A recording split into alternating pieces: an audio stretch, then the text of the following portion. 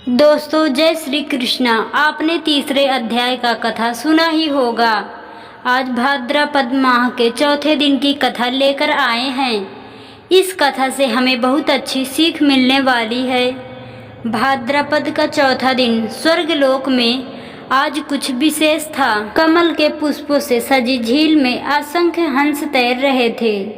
आकाश में मंद बादल थे और हर ओर भगवान विष्णु के नाम का गूंजता हुआ मधुर कीर्तन।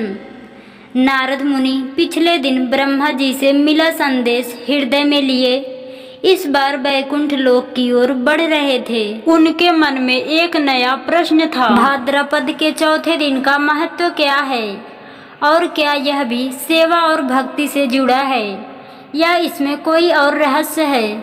वैकुंठ के द्वार पर जय और विजय ने उन्हें प्रणाम किया और भीतर ले गए। वहाँ भगवान विष्णु शेषनाग पर विराजमान थे। माता लक्ष्मी उनके चरण दबा रही थी।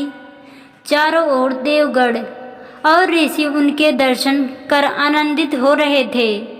नारद जी ने प्रणाम कर कहा, प्रभु, कल पितामह ब्रह्मा जी ने मुझे भाद्रपद के तीसरे दिन का महत्व बताया, लेकिन आज मैं आपसे चौथे दिन का रहस्य जानना चाहता हूँ ताकि यह संदेश भी लोकांतर में फैलाऊं। भगवान विष्णु ने मुस्कुराकर कहा, नारद, भाद्रपद का चौथा दिन एक विशेष ऊर्जा का दिन है। यह दिन विश्व धर्म की स्थापना का प्रतीक है। जो व्यक्ति इस दिन सत्य, संयम और आत्म संयम का पालन करता है वह अपने जीवन की दिशा बदल सकता है। यह दिन सिर्फ अपनी आत्मा के लिए नहीं बल्कि पूरे समाज के संतुलन के लिए होता है। नारद जी ने उत्सुकता से कहा, प्रभु, कृपया इसे एक कथा से स्पष्ट करें ताकि यह केवल उपदेश न रहे बल्कि लोगों के दिल तक पहुँचे। ये कथा राजा अमर शक्ति का व्रत का है। बहुत समय पहले एक विशाल राज्य था, विजयपुर। उसके राजा का नाम था अमर शक्ति। वे पराक्रमी और न्यायप्रिय थे, लेकिन उनमें एक कमजोरी थी, क्रोध। छोटी सी भूल पर भी वे प्रजा या मंत्री को कठोर दंड देते थे। लोग उनके न्याय से डरते थे लेकिन प्रेम नहीं करते थे। एक दिन एक साधु राजमहल में आए। उन्होंने कहा, राजन, भाद्रपद का चौथा दिन आ रहा है। इस दिन एक व्रत है। दिन भर मौन रहो, क्रोध ना करो और जो भी मिले उसे क्षमा कर दो। अगर तुम यह कर पाओ तो तुम्हारे भीतर का संतुलन लौट आएगा। राजा को यह चुनौती लग गई। उन्होंने व्रत स्वीकार किया। भाद्रपद का चौथा दिन आया। सुबह ही राज्यसभा में एक व्यापारी आया और राजा पर झूठा आरोप लगाने लगा। राजा के अंगरक्षक गुस्से में उसे पकड़ने लगे, पर राजा ने हाथ उठाकर कहा, आज नहीं, आज मैं सुनूंगा, दंड नहीं दूंगा। दोपहर में एक मंत्री ने राज्य के धन का हिसाब गड़बड़ कर दिया।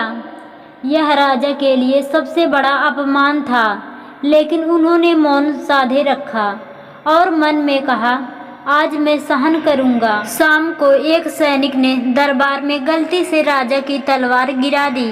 यह वह गलती थी जिसके लिए पहले राजा तुरंत दंड देते, लेकिन आज उन्होंने बस मुस्कुराकर कहा, कोई बात नहीं। दिन के अंत में राजा ने महसूस किया कि उन्होंने बिना क्रोध के, बिना दंड दिए पूरा दिन निकाल लिया और किसी का दिल दुखाए बिना राजकाज भी संभाल लिया। उस रात साधु फिर आए और बोले, राजन, यही भाद्रपद के चौथे दिन का अर्थ है, आत्म संयम। जब तुम अपने क्रोध, लोभ और अहंकार पर विजय पा लेते हो तब तुम सच्चे राजा बनते हो, चाहे तुम्हारा राज्य एक गांव ही क्यों ना हो। उस दिन से अमर शक्ति का शासन और भी न्यायपूर्ण और प्रेमपूर्ण हो गया। लोग अब उन्हें डर से नहीं बल्कि सम्मान से देखते थे। भगवान विष्णु ने कथा समाप्त कर कहा, नारद, यह दिन सिखाता है कि समाज में शांति तभी आएगी जब हर व्यक्ति अपने भीतर शांति स्थापित करे। क्रोध, लोभ और अहंकार से मुक्त होकर ही मनुष्य सच्ची सेवा कर सकता है। नारद जी ने प्रसन्न होकर कहा, प्रभु मैं यह संदेश पृथ्वी पर पहुंचाऊंगा। लोग जानेंगे कि भाद्रपद का चौथा दिन केवल पूजा का नहीं बल्कि अपने भीतर के तूफान को शांत करने का दिन है। भगवान विष्णु ने आशीर्वाद देते हुए कहा, जाओ और लोगों से कहना, अगर वे सच में मुझे पाना चाहते हैं तो पहले अपने मन के शत्रुओं को हराएं और फिर वीणा की मधुर ध्वनि के साथ नारद मुनि पृथ्वी की ओर लौट आएं, इस दृढ़ निश्चय के साथ कि चौथे दिन का यह संदेश हर गांव, हर नगर और हर हृदय में पहुंचेगा।